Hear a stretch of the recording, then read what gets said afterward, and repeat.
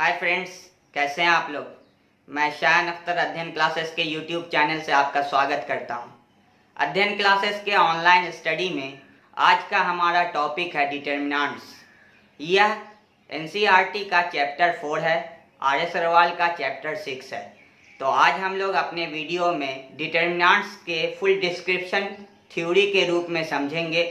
उसके बाद हमारे आने वाले सेक्शन में, जिसमें डिटर्मिनेंट के बहुत सारे प्रॉब्लम को लाया जाएगा, उसके सॉल्यूशन को बताया जाएगा। तो आज हम लोग अपने इस वीडियो में सिर्फ डिटर्मिनेंट्स के बेसिक फंडे को समझेंगे और उसको समझ के फिर हम लोग कैसे किसी का डिटर्मिनेंट निकालते हैं इसको अप्लाई करेंगे। तो चलते हैं हम लोग अपने वीडियो की तरफ। आप लोग वीडियो को पूरा देखेंगे क्योंकि ये इसका आज का पहला पार्ट है। आज से ही लगातार इसके पार्ट सीरीज बाय सीरीज चलते रहेगा। तो चलते हैं हम लोग अपने वीडियो की तरफ।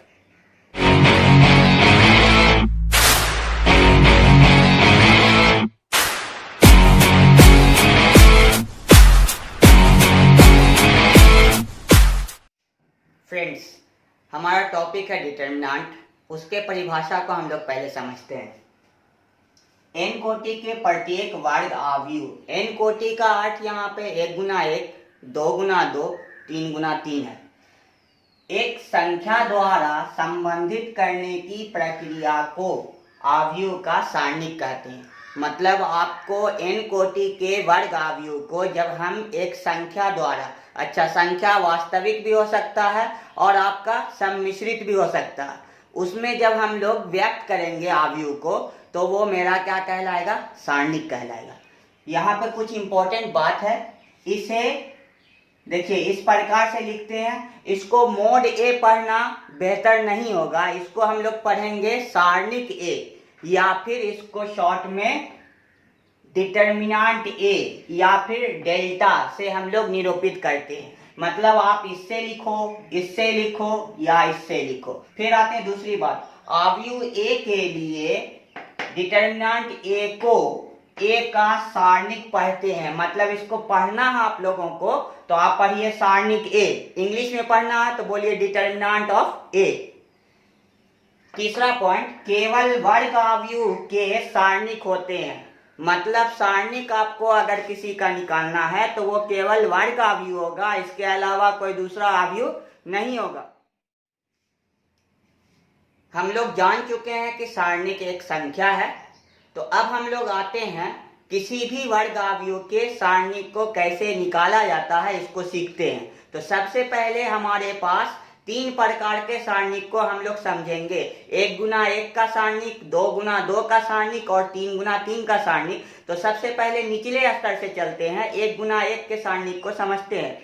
आप लोग वीडियो से बने रहेंगे। अगर आप लोग वीडियो को पूरा नहीं देखेंगे तो आपको सारणिक समझ में नहीं आएगा। तो देखिए यहाँ पर एक कोटि के आव्यूह का सारणिक, माना एक कोटि का आव्यूह ए बराबर उसके अवयव ए हो तो ए के सारणिक को ए के बराबर परिभाषित किया जाता है। मतलब एक कोटि का अगर आव्यूह है तो उसके सारणिक निकालना है तो उसके जो भी अंदर में अवयव होंगे, एलिमेंट होंगे, वही उसका सारणिक होगा। जैसे एग्जांपल देखिए, ए बराबर 2 है तो उसका सारणिक डिटर्मिनेंट ऑफ ए बराबर कितना आएगा, 2 आएगा। अगर बी बराबर आव्यूह 4 है उसका एलिमेंट, तो उसका डिटर्मिनेंट क्या होगा, 4। सी बराबर उसके अवयव अगर -3 है तो उसके डिटर्मिनेंट क्या होंगे, डिटर्मिनेंट ऑफ सी -3। तो ये आपके प्रोसेस है एक कोटि के आव्यूह का। अब हम लोग 2 गुने 2 के आव्यूह को समझते हैं। हमारा अगला जो इसका पार्ट है वो है 2 गुने 2 के आव्यूह का सारणिक हम लोग किस प्रकार से निकालते हैं वो समझेंगे। तो चलते हैं हम लोग देखते हैं एग्जाम्पल से और उसके परिभाषा को भी समझते हैं। द्वितीय कोटि के आव्यूह का सारणिक, माना ए बराबर a11, a12, a21, a22 है तो ए के सारणिक को इस प्रकार से परिभाषित किया जाता है। डिटर्मिनेंट ए, डिटर्मिनेंट ए, डिटर्मिनेंट, ये तीनों एक ही चीज है जिसको अलग अलग तरह से सूचित किया जाता है। इससे पहले जस्ट मैंने आपको बताया। a11 क्या करेंगे, इस आव्यूह को बना देंगे सारणिक में, a11, a12, a21, a22। तो सारणिक निकालने का तरीका क्या है, 2 कोटि के आव्यूह का, इसको इससे गुना करेंगे, बीच में माइनस देंगे, इसको इससे गुना करेंगे, A11 गुना A22, A21 गुना A12। ऐसा आप करके घटा के जब एक संख्या आएगा, उसी संख्या को हम लोग क्या कहेंगे, दो कोटि के आव्यूह का सारणिक। एक एग्जांपल देखिए आप लोग, A बराबर दिया हुआ है 2 4 6 2। तो हमको अगर A का सारणिक निकालना है तो क्या करेंगे, 2 4 6 2 बराबर 2 गुने 2 माइनस 6 गुने 4, 2 गुने 2 4, 6 गुने 4 24 बराबर क्या हो जाएगा, 4 माइनस 24 माइनस 20। तो ये आपके 2 गुने 2 आव्यूह का सारणिक इस प्रकार से निकलता है। एक और उदाहरण देख लीजिए, B बराबर 1 6 3 1। तो सारणिक B अगर निकालना है तो इस प्रकार से लिखेंगे, या डिटर्मिनेंट ऑफ B इस प्रकार से लिखेंगे, बराबर क्या होगा, 1 गुने 1 माइनस 3 गुने 6। 1 गुने 1 की बात करें तो 1, 3 गुने 6 की बात करें तो 18, घटाएंगे तो आंसर माइनस 17। तो इस आव्यूह का आपका सारणिक कितना होगा, माइनस 17 होगा। कैसे निकालते हैं आप लोग देख लिया। अगला हम लोग चलते हैं 3 गुने 3 पर। 3 गुने 3 में हम लोगों के पास 3 रो 3 कॉलम होगा, तो टोटल हम लोग 6 तरीके से 3 गुने 3 का सारणिक निकाल सकते हैं। आप लोगों को R1 R2 R3 और C1 C2 C3 इसके बारे में पहले आप लोगों को जानना है, तो आप लोग हमारा पिछला वीडियो जो मैट्रिक्स के रिस्पेक्ट में आपको दिया गया है, पहले उसको देख ले, तब आपको ये सारणिक अच्छे से समझ में आएगा। तो अब हम लोग चलते हैं 3 गुने 3 वाले आव्यूह को समझने के लिए। व्यूअर्स, हमारा तीसरा टाइप है 3 कोटि के आव्यूह का सारणिक कैसे हम लोग निकालते हैं, उसको हम लोग देखते हैं। सबसे पहले परिभाषा यहाँ समझिए। 3 गुने 3 कोटि के आव्यूह का सारणिक तृतीय कोटि के आव्यूह के सारणिक को द्वितीय कोटि के सारणिक में व्यक्त करके ज्ञात किया जाता है। मतलब हम 3 कोटि के आव्यूह का सारणिक अगर निकालना चाहते हैं तो हम उसको सबसे पहले 2 कोटि के आव्यूह में ही व्यक्त करके निकाल सकते हैं। 2 कोटि के आव्यूह का कैसे सारणिक निकलता है, हमने अभी जस्ट पीछे के वीडियो में आपको समझाया है। फिर अगला बात पढ़ते हैं। तृतीय कोटि में 3 रो एवं 3 कॉलम होता है, ये बात भी हम लोग जानते हैं। अगर आप लोगों को रो और कॉलम का फंडा क्लियर नहीं है, आप लोग हमारा पिछला वीडियो देख ले। इसको 6 प्रकार से प्रसारित किया जा सकता है। अगर इसके पास 3 रो और 3 कॉलम है तो हम लोग इसको प्रसारित जो करेंगे, इसको जो एक्सपैंड करेंगे, वो हम लोग 6 प्रकार से, 3 R1 R2 R3 से, 3 C1 C2 C3 से।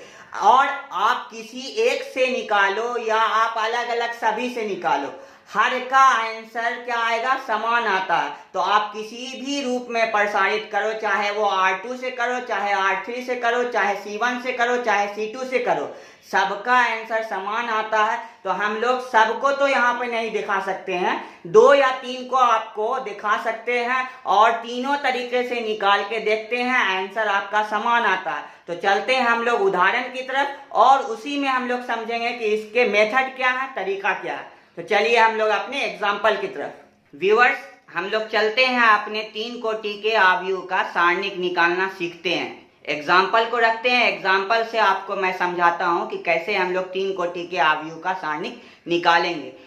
पहली बात, 3 कोटि के आव्यूह को हम लोग 6 प्रकार से सारणिक निकाल सकते हैं। R1 R2 R3 से प्रसारित करके, C1 C2 और C3 से प्रसारित करके। तो सबसे पहले हम लोग R1 और R2 से समझते हैं, फिर C1 से समझेंगे, बाकी के जो 3 बचे हुए हैं उसको आप लोग घर में खुद से निकालोगे। तो सबसे पहले हम लोग देखते हैं R1 से प्रसारित करना।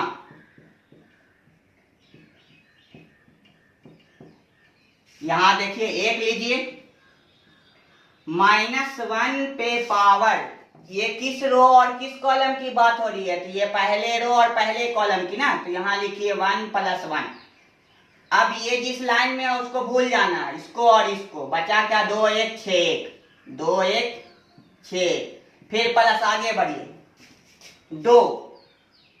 अब आते हैं -1 पे पावर, ये किस रो की बात है, पहले रो की बात है, कॉलम कौन सा, तो दूसरा, तो 1 + 2 छुपाइए, ये पूरा छुप जाएगा, ये पूरा छुप जाएगा, 3 1 5 1, 3 1 5 1 प्लस अगला आइए 5 -1 पे पावर, ये कौन सा रो है, पहला कॉलम तीसरा, तो 1 + 3 छुपाइए, ये पूरा छुपेगा, ये पूरा छुपेगा, 3 2 5 6, 3 2 5 6 सॉल्व करते हैं इसको। तो 1, मैं एक बात बताता हूं आपको, -1 पे पावर अगर विषम संख्या होगा तो रिजल्ट -1, सम संख्या होगा तो रिजल्ट +1। तो यहाँ देखिए 1 + 1 2 हो जाएगा ना, तो ये सम संख्या, तो चलिए इसको +1, इसको सॉल्व करिए, 2 एकम 2, 6 एकम 6 प्लस 2।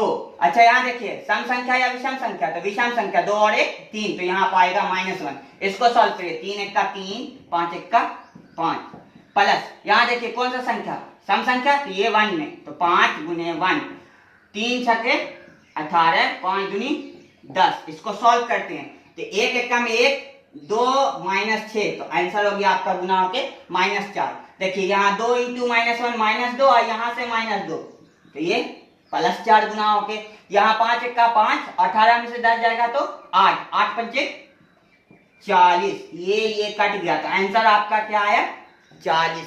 तो हमने इस आव्यूह का सारणिक निकाला है जिसका मान है 40। आप R1 से निकालिए, अब R2 से निकालते हैं, देखिए आंसर आपका 40 आएगा, फिर हम लोग C1 से निकालेंगे, आंसर आपका क्या आएगा 40 आएगा।